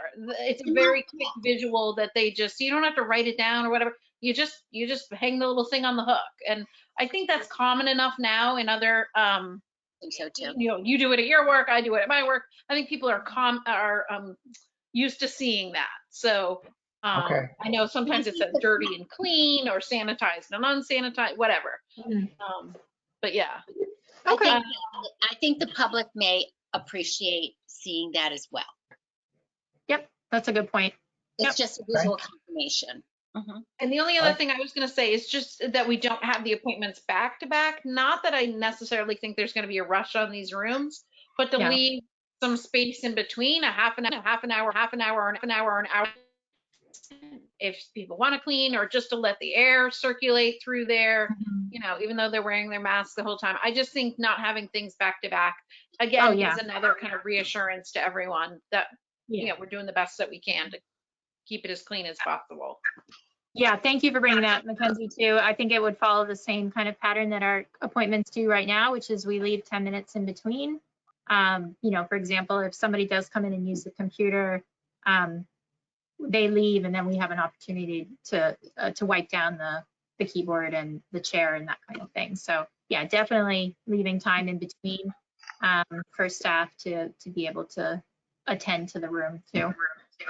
Yeah, so I would suggest that we leave way more than 10 minutes, because it's an enclosed space and people will be there for hours, versus when you're browsing, it's a large wide open space and you're not there for that long. So, you know, half an hour to an hour in between, I would think would be more reasonable for amount of time to spend in between. Okay, sounds good. I had one other question. I don't know if it was in the red part or not, but it had to do with, there was some statement here about using the place after hours. I don't know if maybe you're familiar with what that is. Yeah, so the meeting rooms where they're situated, we have the ability to make it so that members of the public can use the rooms after hours, and we have the ability to be able to give them a separate access code. So we would give them a key and an access code, and they can use the facilities, and then they can't get into any other part of the library. I think we're way off of that, but I just wanted to flag it there. And it's probably can be taken out, but I think what we're trying to do is we're trying to start small and restrictive, and safe. And then, you know, we do have the capacity in the future to be able to expand that, but we need a starting point. Okay. Yeah, I would agree. We don't want, you know, access after hours. I didn't catch that. Say it again. I believe we would not want access to the building after hours. Yeah. No, I'm not comfortable with that right now. Okay. Yeah. All right with you, Pat? Yes, absolutely. Okay. Right now, I think it's a great feature to have in the future, though. I think that is really great thinking on the part of who did it, whoever initiated that. I think that is a really good asset for the library in the future. Mm-hmm. Yep. Okay. Definitely. I'll mention, just so Pat's aware, we did previous discussions about, use of the rooms, and we had some policies already in place about what it might cost if you're from out of town, or if you're having a business, or you're coming there for something, or, if this, like, Cub Scouts want to go there for an hour or something, we're not gonna make them have $1 million insurance policy kind of stuff. Or charge you $100, it's crazy. So, for that little kind of stuff. I'm not saying anybody else is crazy, I mean to misinterpret, but, for us, for what people were told about building this building, you're gonna have access to stuff. And it's a work in progress. If we end up with, purple birthday cake frosting smeared all over the place, and we gotta do something different as we go on, we will. Right. But we'd like to at least try to have it open and available as much as we can, as inexpensively as we can, just for people to come in for short meetings, kind of stuff. I think those are the only questions that I have. But while we're going through the policy, I'll mention I've been trying to clean my house. We got a lot of stuff, and I come across things, and it's something Barbara had given to me. There's a couple of loose leaf binders, and so, what does a trustee do? And a whole variety of information. Much of it is way outdated. It's a strategic plan that expired and stuff. So, Tanya, I'd like to drop those off in the book slot for you, quarantine them or whatever you need to do with them. And I just for my own use, I'd like to have them returned to me exactly as they are now. But if you would use them as a guideline and make up 3 more binders, whether you do it, this is not immediate, that'll be done next week or 2-3 months, doesn't matter. So that Pat and Mackenzie and I each have the same loose leaf binder with the same stuff. It has updated policies, and if everything has a page number or a section number or whatever, so that as policies are changed, we can just get an email that says, rip out page A7, replace it with this one. So we're all can stay on the same page, and Pat can have the stuff to learn some stuff from too, and prompt questions. And you have a new set of eyeballs. You may see other things that we don't see, and we'll look forward to that. Is that something you think could work into what you do or what the staff does? Yeah, I don't see why not. I'll have a look at what you drop off and It's not extensive, okay. really. I mean, for Pat, a trustee's pocket guide, which is produced by the state, the Massachusetts Board of Library Commissioners. So I have one of those that I encourage you're welcome to come by, make an appointment or just contact me and come by and have a look at the library and pick things up. Want to do that soon, yes. Okay. Yes. And I'm glad you even brought that up, because I was wondering if there are guidelines for taking minutes and what you expect of a secretary to do that, or what you expect of the president or the chairperson of. Do you have those descriptions, or is it just pretty loosey-goosey as opposed to very strict in job description? If there are guidelines, if there are not, it would be good to have them. If they are, we can refresh them. I've been taking notes the last couple of meetings, and Mackenzie and I swapped off a bit. We all have lives, and things get stressful sometimes, and it's like, hey Dan, can you take minutes this one? Hey Mackenzie, can you? And it is a little bit loosey-goosey, as you say. Just try to be sort of informal, and it all seems to work. Okay. All right. Okay. Yeah. And Like I Connie, say, I'll also return this book that I've had for so long on the Mayflowers. We'll talk about that offline. I'd like to determine how much the fine would have been, even though we've waived fines for people. Whatever it is, you can buy a new book. I want to do that. And I want to do that. We're going into all the business. One of the things that are not yet resolved is the town set up a revolving fund for the library. And it was our understanding that a few fees and fines and things we went into that. But some definition somehow or other, the town accountant says, no, we'll have to go to the general fund. Well, a fine for us is different than the fine for some guy who wants 80 miles an hour down the highway. It might be 35 cents. So we've got to work our way into that. But anyways, I want to calculate what the fine would be at the end of the month, whatever it is. I might have to buy another book. I don't care. But I don't want people to come back and say, I voted to suspend fines. I took the book forever because I didn't have to pay anything for it. So if you understand what I'm getting at.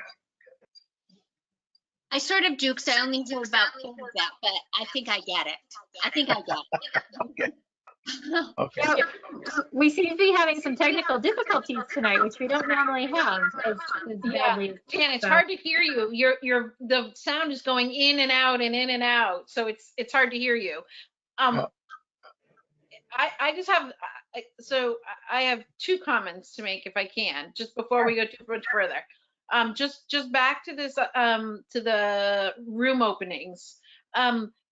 Is it listed in here that we are going to be, at least for the short term,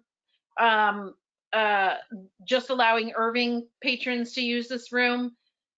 I would feel more comfortable if it was at least a Irving. I mean, obviously, if there's others that come with them, I'm thinking like if you're tutoring or something, but at least the anchor needs to be an Irving resident so we can contact trace properly.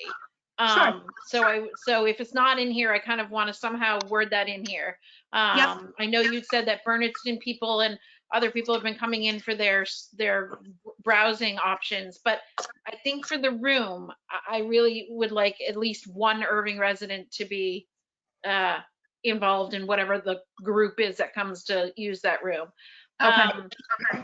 And two, and then the other comment, Pat, is just here. I think you'll find that the library trustees, I don't know what the other boards or groups are that you're involved in, but we are pretty relaxed. I mean, there's just three of us plus our director plus our president of the Friends that usually attend. So it's pretty relaxed as far as the formalities and, when you talk and when you don't talk. And, we don't really follow Robert's rules to the letter. Certainly we vote on the things that we need to vote on. We make motions and things like that. But unlike some other boards that are very, very technical with their Robert's rules, we're not. We're very much more of a relaxed kind of just, group setting where anybody can kind of interject when they, when they want to kind of thing. So good to know. Good, thank you. That will help a lot. Yeah, hopefully you'll find that kind of, nice and Yes. friendly feeling. Natani, will if we limit who can use those rooms, Mhm. do we run afoul in any way of, it was my understanding, if you're going to have state aid, your library is open to other people, other places coming around, and we get to go to their libraries. Now, I Yep. don't know if that extends to using meeting rooms or not. It doesn't. No, it only refers to your collections. Okay. So I have to loan, if there's an item in my catalog, in our catalog, I have to loan that item to anybody that comes in and has an account in good standing. But it does not apply to meeting rooms, no. Okay. All right. Then I'm comfortable enough that at this point, just at least one Irving resident is part of the Mhm. pod, whatever you call it, group. Is that okay? Yep. Yep. Okay. Could I also ask, so you have a policy about the meeting rooms generally, correct? Can I add something to this section that says like, the meeting policy is approved on such and such date, is to be like used in conjunction with this? You know what I mean? Like, so in other words, like what applies in that policy still applies under, anybody using the meeting room still has to abide by the meeting room policy as such, not just the reopening policy that we're looking at now. This is sort of an addendum because of the pandemic. What do you think? Yeah, I mean, the other policy does talk about a charging for out of town people or for-profit things. Mhm. I can honestly think that we were gonna need to deal with that right now because it's such a short amount of time that somebody can be in there. Okay. So I don't know, Dan, do you want to try and enact all that other stuff about the fees and all of that? I figured for this particular point in time where we're just having it for, an hour or so, on such a short, what days? Thursdays and Sundays. Yeah, okay, so there's, I mean, I don't know. A lot of that is good information because they have to fill out a form and reserve it. And, yeah, but I just didn't know about the fees. Jan, do you want to get involved in that, or do you want to, or do you want to? Do you not want to? I don't know. I would think if I don't even know what the fees are, $25. Some of it's refundable, whatever. It's not a lot of money. And, Yeah, there's a cleaning fee, and then there's if you're a for-profit, there's a room use fee. so you're saying if most anybody wants to come in, just let them use it for a couple hours and never mind all the fee stuff? That's what I was thinking, just now during this weird, pandemic time. But it's, I mean, I guess I can go either way.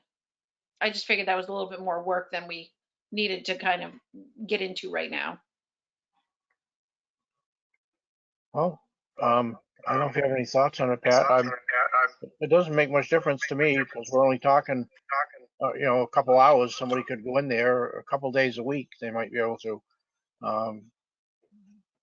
Somebody comes here from some other town and wants to use the room for an hour. I don't think it makes a whole lot of difference. But like you said, if we have at least one Irving resident, I suppose we could just dispense with all that fee kind of stuff. It's only a couple hour time until things get back to normal. Revisit it next month, see if anything's changed. Does that sound workable, Nakani? Yeah, I'm happy to try it out in its current state,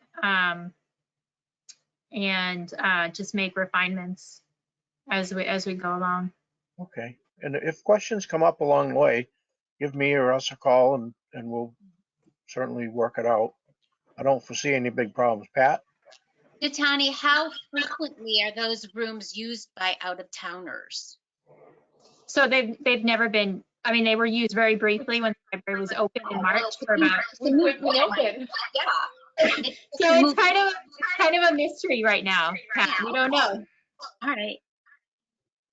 I guess it should just not be a fee then. Nobody wants to use it right now, so I guess it's a moot point, right? We spent a lot of time making the whole fee structure and everything last year. I mean, we spent many meetings, and then we shut down 10 days after the library opened, and we haven't been open since. So all that work, we have no idea whether it'll, Yeah. because we have never tried it. Okay. Yeah, We're running kind of long today. What else do we have in Tani? I just wanted to officially recognize some donations that we've received. This is very quick. So we received a donation of about 150 stamps and paper punches and ink pads from Michelle Turner. So we plan to circulate those once we box them up appropriately. They're really lovely, high quality items. We received a couple of bags of great toys from Cherie Caswell. So those will be once we're open and people can touch things and breathe all over each other, we'll have toys again. So we're really grateful for those. And we also most recently received about 50 cake pans from Katie Sadler. So those are also items that we're going to circulate. Cake pans? Cake pans. Okay.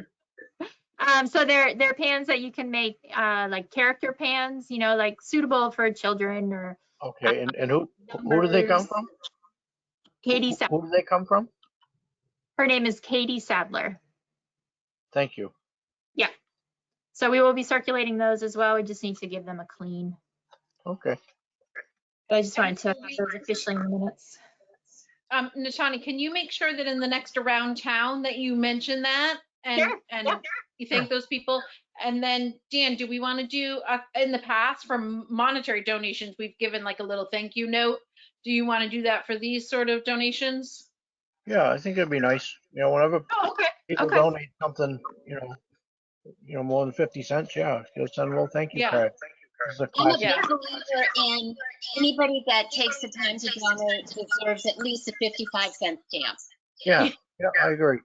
That's just how I feel. Yeah. It's a classy way. No, you haven't been exposed to all my cornball sayings, Pat, but you'll get there.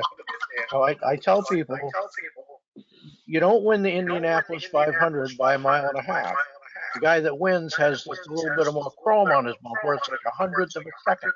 And these little tiny little things that you do that are nice and classy make a world of difference. That's right. They really do.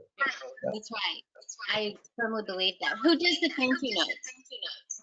Well, so that's the thing. So in the past, it was like because it was money, it was a letter so that they could use it for tax purposes. And then I think I want to say probably the old director did the thank you notes. Yeah. So Natani, is that something that you want to take on, or Yeah, I've actually already done thank you notes for a couple of these. I have one more to do because I think we had discussed in an earlier meeting that monetary donations, there's a form letter, and Dan has already actually signed off on one of those, but anything else would just be a more informal thing. Yeah, and unless it's something like, I think Bob Bitzer donated this painting thing, and it was, I don't know what, hundreds of what it was worth. But we send something, and I don't know that he cares about the tax implication either, but we do send something on occasion like that. Mhm. But for the smaller things, just the thank you card's nice enough. It's just thoughtful. That's all. Yeah. Okay. Okay. Do we need to do anything else with these actual opening the meeting rooms in terms of a motion, or how can I proceed with that? Can I look at starting that March 1st? Yeah, so the next week. Yeah, because this isn't a policy document. This is just a procedure. So Yeah, it's the policy and procedures document that, so Barbara did one version, and then I did a second version of it when we prepared for opening on October 1st. So this is that same document, but this update to it. okay. Okay, so we're at the point at this point, we're just not charging a fee for the couple-hour thing, and we probably won't put that around town. Somebody comes and asks, so Right. that's how it'll be. But, okay, Okay, thank you. thank you. Do we have anything else? I'm gonna bring up the agenda. I don't believe so. But for the future though, I will get the minutes from the December meeting somehow put together. Okay. And I'll also follow up with Brian and Deb, whoever I need to, on this revolving fund, and how are we supposed to get any money in it if the stuff all goes back to the general fund? Is that we need to clarify how to reword it, what we need to do. May even be an article for the annual town meeting if they need to reword something in a specific way. Yeah. Yeah. Okay. So that Dan would then speak to the special articles needing to be in by the 24th-ish. That might need to be. Possibly. Yeah, possibly. Yeah. Okay. And again, you may have more contacts than others, Shiny, around other libraries. If other libraries have revolving funds, how do they deal with all this? Maybe it's just a different way of interpreting what our town accountant is interpreting. I don't know. Maybe other libraries don't have revolving funds. Right, I think most libraries do have some sort of revolving account, but those fees go back to the library directly. So yeah, it is a little different here than what I'm used to. Okay, Could you, there's a way to Natani, accomplish it. We'll get there. could you ask them, Natani, how it is that they label their account or something? Maybe, again, like to Dan's saying, maybe it's just a way in which they've named that account or something. It needs to be changed so that that money goes back to the library as opposed to back to the general fund. Sure, I'll ask that question. It's not the impression that I got when I had my conversation with, or email discussion about it with Deb. It was like how do they do it? What is it that they did that they are able to do it that we're not? Like, just see if we can figure out what the difference is. Yeah, okay, sure, I'll do that. Okay. Keep me in the loop and we'll be all set. Is there anything else for tonight? Just the next meeting? Okay. What's the third Sunday in March? Um, 21st? The 21st? Yes. 21st. How does that work, Pat, Becky? How does that work for your schedules? It's going to be fine for me, I think. Becky, does that work for you? Okay, thank you. 21st. So next one's March 21st. Okay, and Pat, I so much appreciate that you volunteered to step up and see how this goes. And I never intentionally lie to you. Usually our meetings don't take 2 hours. We try to get through a little quicker, but sometimes I talk too much. Yeah. No, it's kind of fast compared to some that I've been in. This is pretty good, so I'm good with it. Yes, I'm glad that it all worked out this way. Good. And Pat, have you taken care of all of the getting sworn in, and do you know that you need to? Well, Mackenzie, this is the scoop. I've called 3 times and I have not gotten a return. Although Brian did send me by document saying that the select board have approved my my appointment to I guess fill the remaining term of Rupert's. Yeah. And then I would be an incumbent come May. But I have not been able to reach them to get down to the town hall to get sworn in. Okay, so Betsy Seacard is the one you're trying to get a hold of? Is that Brian, the administrator, right? Or the town. Oh, so Betsy would be the one to help you to get sworn in through Dick Okay. Newton. So you'd want to contact her, and I then will. make sure too that you get. I don't know if you have to do the nomination papers so that you're on the. I do. Okay. I do. Yeah, I need to call town hall tomorrow for something else, and I'll make a point of getting through to either Dick or Betsy, Brian, all of them. Ask them to reach out to you, set up a time when you can be there and sign the paper and get the swearing in stuff on it. He'll swear you in right in the parking lot. You don't even have to go into the town hall. That's how I do it. Yeah. Right in the parking lot. Come on out and do your thing. Yeah. Okay. Yes, I'll get that done. But I think because of the emails I received, I am under the assumption that I'm a legal part of this. Yeah, But- yeah. I think that's just the last thing you have to do. Mhm. Yeah, they get, I don't know what difference it makes if you stand there with your hand up and say a couple Yes. words. But hey, that's, Yeah. I don't tell No, them how to do it. I just go along. Here we are. Thank you for having me. Oh, we're pleased as punch to have you. Absolutely. Thank you. And Natani, I will be in touch with you because I would like to come over. Great. Okay? Yes, wonderful. If there's nothing else, is there a motion to adjourn? Make a motion to adjourn. Okay, so Pat made her first motion to adjourn at I did. I'll second. 5:57.